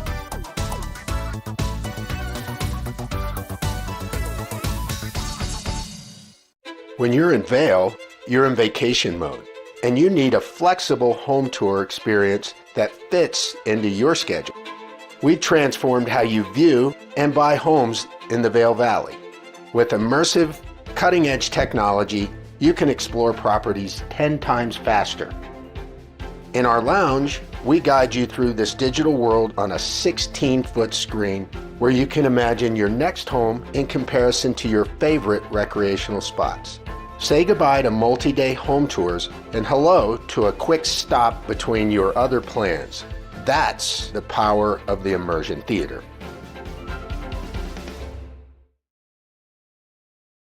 Good morning, Vail. Welcome back to Good Morning Vail. I love reading all about literacy, and Eagle Valley Library District does just that. Let's check it out. Good morning, Vail.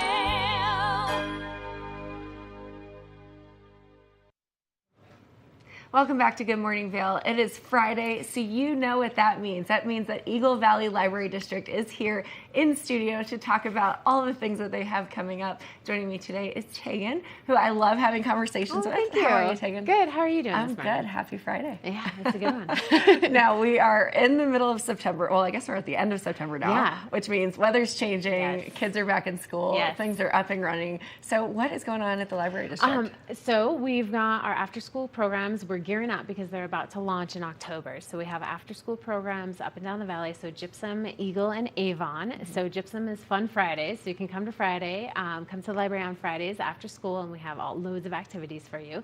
And then Avon is What's Up Wednesdays, and Eagles is Thumbs Up Thursdays. We went for alliteration. A lot of alliteration. Having a hard time with it. So after school is for any elementary age student. They can come in. We have sometimes you need to sign up just so that we have enough supplies, but we have all sorts of activities, STEM-based art, all throughout the year. I love that. Yeah. So What's Up Wednesdays, Thumbs Up Thursdays, Yep. and then Fun Fridays. Yep, Fun Day Friday. Yep. Awesome. Yeah. So again, back half of the week, so you can come in and have a good time. As parents are going, what do we do with our kids? Right. As we head into the weekend, they've got all this built up energy. Yep. Put them in the program. Come let on them have into the some library. fun. Yep, and we'll keep them busy. Keep them busy. That's great. So weather's getting colder. So are you seeing an uptick in people coming into the library? We do. Tell me about that. We do. So again, we're a third space, so people can come in at any of our open hours. They can work, they can have their meetings, and again, as it gets colder, we do have story times, again, up and down the valley, because as it gets colder, there's harder things to do with littles. So we encourage anyone 0 to 5 to come in and visit our story times. We have baby, toddler, preschool, bilingual, and family story times up and down the valley. Oh, great. Now, I feel like this might be a silly question, but you mentioned people coming in to work. Yes, So, let's say I wanted to come in and work Yeah. for the afternoon. Yep. Do you allow food and snacks in there? Great question. So you can bring in your laptop. We would prefer if you could please keep any type of drink with a lid on it, just to prevent accidents. And then as far as food, little munchies is fine. Please don't bring in a tuna salad. We're okay. And then in regards to our zones, so we do have louder zones, obviously our kids area and our teen area, and then we have our quieter zones. And so we do see a lot of people coming in and using us as a workspace in our quieter zones. And of course, we do get after school studies and some tutoring that is all happening in the library. So you really are I guess you could say a jack of all trades, or a place where anybody can come and We try to be, yes. And if we don't have the needs, just let us ask. Ask us, and then we'll try to get you find a place in the community that would fit your needs. That's wonderful. Yeah. So we're in the school season, yes, which means lots of learning, lots of things happening. Now, you and I were talking about some really interesting facts for kids. So tell me a little bit about words and vocabulary and all the fun things. Right. And so previously talking about literacy and picking up vocabulary, and children's books have 50% more rare words than you'll see in the newspaper, than you'll see on adult TV. And so there's richness in children's books. So I encourage everyone to check out children's books because they're awesome. But I think a lot of times when I say, oh, more vocabulary, people think homework, I'm going to be with a dictionary reading a book. And I wanted to ensure that children's books are fun and it can be light. So I brought in Chicken Cheeks. I love the title of this book, and Chicken it's Cheeks. Chicken Cheeks, and it's all about different vocabulary for a certain part of the body. And some parents, kids get stuck on a certain word for the part of the body. So this will introduce new vocabulary words. Instead of using one, you can use tushy, or we've got moose caboose. And again, one of my kangaroo keister. And let's get to Keister's a good one. Keister's a great one. I'm used to hearing old people say it, right? but I think it would be so fun to hear a 6-year-old use the word keister. It's right. And I just want to hear a 6-year-old say.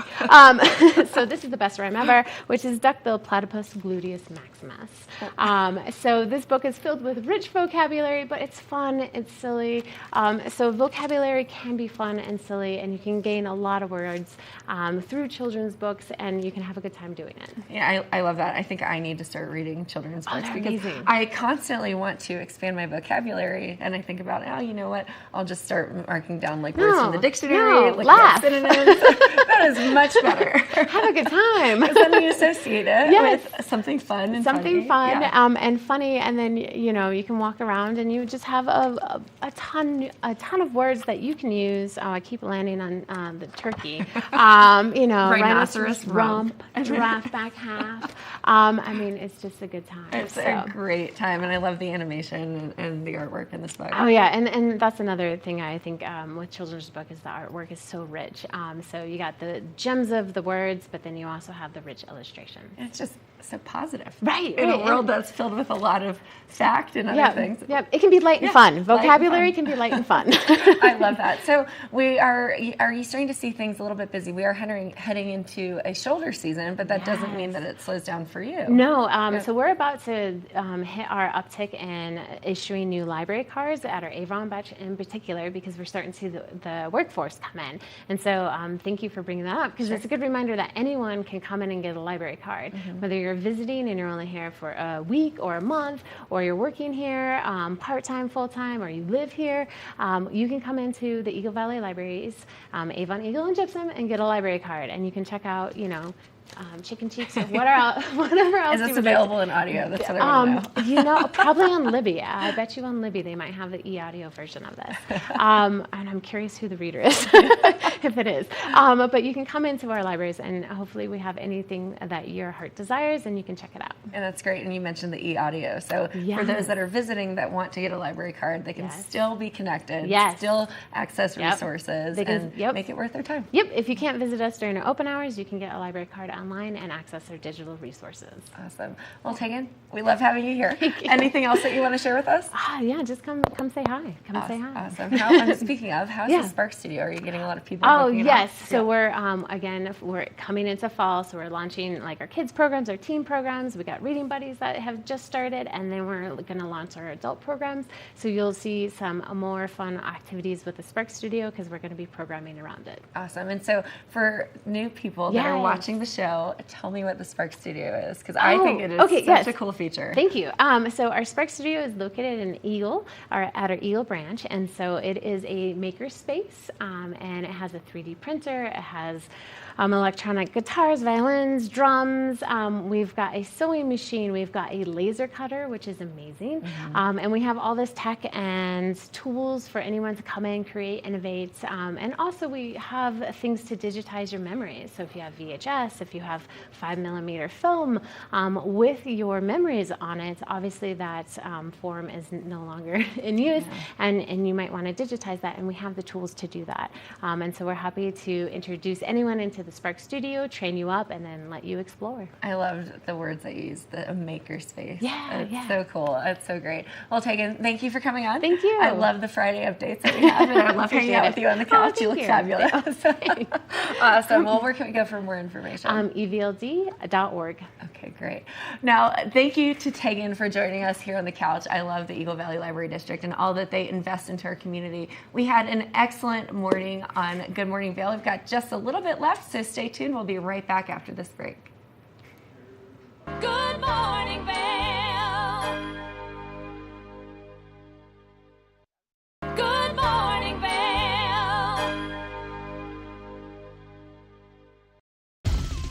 For fun and adventure, join me on Elizabeth Stanton's Great Big World. Find out where I'll be going next and which celebrities I'll be bringing along with me. I'll show you amazing destinations with lots to explore, and you'll get to know my celebrity guests the way they really are, up close and personal. We'll travel the world, experience new cultures, and together, try to make a difference. I'm Elizabeth Stanton, saying the world's a big place, and I'm going to show it to you.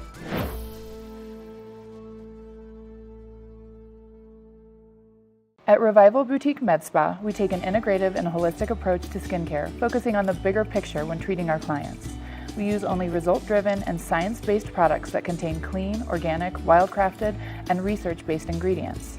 From injectables, facials, to body contouring, we offer anything related to looking your best self. Find us in the Riverwalk in Edwards. For a complete list of services, visit us online at revivalvail.com. Follow us on Instagram at Revival Vail Valley. Fall in love with your skin again. There's lots to love at Revival. Mind, body, beauty. Hi there. Are you ready to explore famous neighborhoods from New York City to Kentucky? Watch The Neighborhood with host Nicole Newman. Featuring famous people, unique history, and delicious places to eat and drink.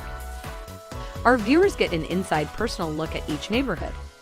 With each episode we learn, grow, laugh, and live like a local, not just a visitor. Welcome to The Neighborhood. Check your local program schedule and tune in.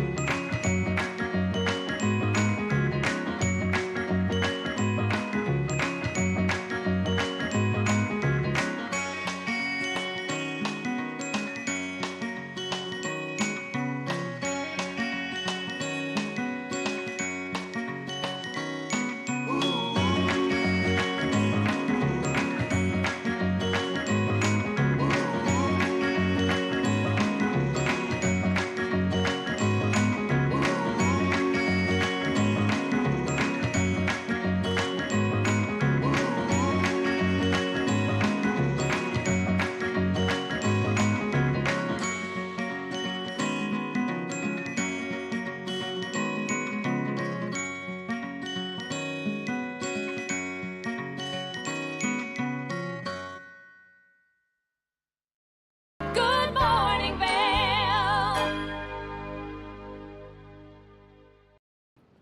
Welcome back to Good Morning Vail. We're having a very Literacy Wednesday. Kim got to check out Edda Extraordinaire. Let's take a look. Now, I'm excited about our next guest, the brand new children's book, Edda Extraordinaire. It is such an exciting book. I've got the authors joining me today, Rhoda Ahmed and Sharnae Gordon. Ladies, how are you? Great. Thank you so much for having us. I'm loving We the are Bella. extraordinary. I love the energy. It looks like you guys are having so much fun this morning. So talk to me about Edda Extraordinaire. It was published today. So who would love to tell me a little bit about the premise of the book? Go ahead, Rhoda. You want to go? Yeah. So Edda Extraordinaire is this beautiful little girl who does everything ordinary and extraordinary way, just like our kids, our daughters. So our daughters love dress up,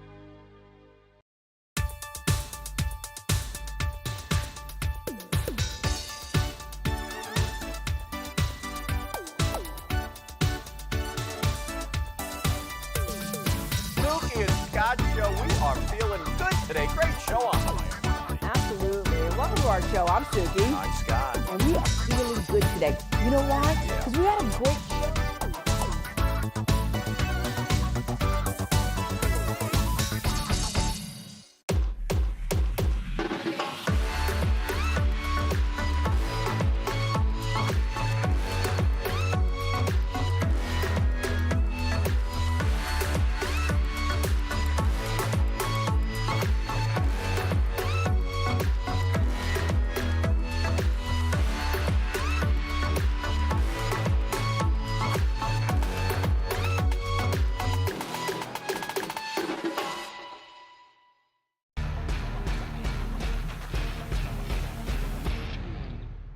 Do you love the outdoor lifestyle? Make sure you tune in every day at 8 p.m. to catch Scoreboard Nation. It's an outdoor lifestyle show dedicated to your 3 favorite mountain towns, Vail, Beaver Creek, Park City, and Reno, Tahoe. Join us for an incredible venture. Find us on TV8 Vail, Park City Television, or at thescoreboardnation.com. We can't wait to see you there.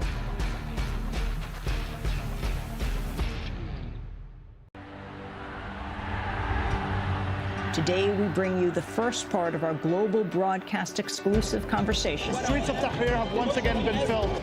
Key issues here at the United Nations Climate Change Conference remain unresolved. Police are saying the protesters to move further and further away. I'm Amy Goodman. And I'm Juan Gonzalez. And those are some of the headlines. This is Democracy Now! Good morning, Vail.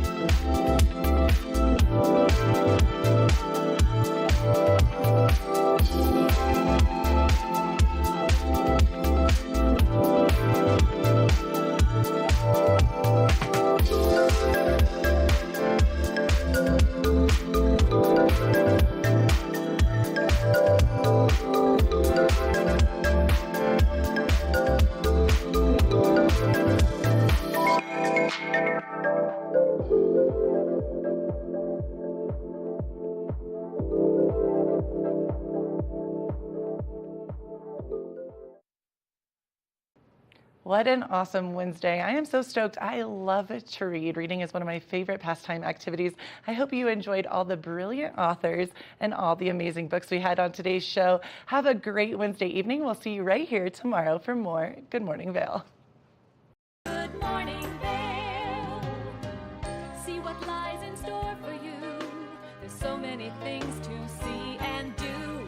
Summer, winter, spring, or fall. Your home in the Rockies has it all. So get up, get ready to start your day. The coffee's brewing, you're on your way. The fun is waiting outside your door.